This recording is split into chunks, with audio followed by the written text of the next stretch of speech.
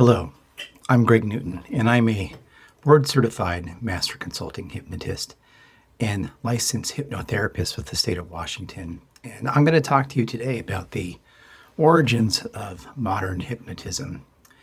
And to do that, we're going to have to go back to the late 1700s and talk about a physician from Vienna by the name of Franz Anton Mesmer. Now, Anton Mesmer had a very different practice from his contemporaries.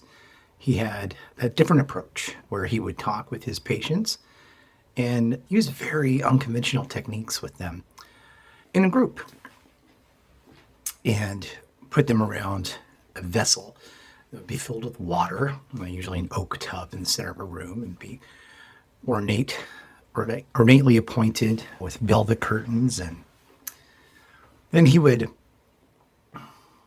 make sure that the settings were dim, and he would act kind of like a shaman, and he would perform these rituals.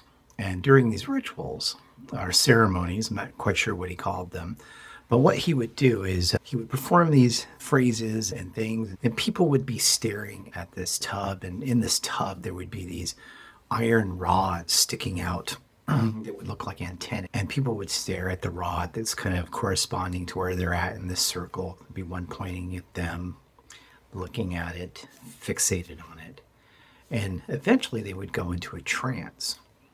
Some of the people experiencing this trance-like state would then have a physiological reaction, mainly because they're sort of sitting in that trance-like state and there is really no one guiding them. Some of them would convulse, some of them would scream out, just have some sort of reaction.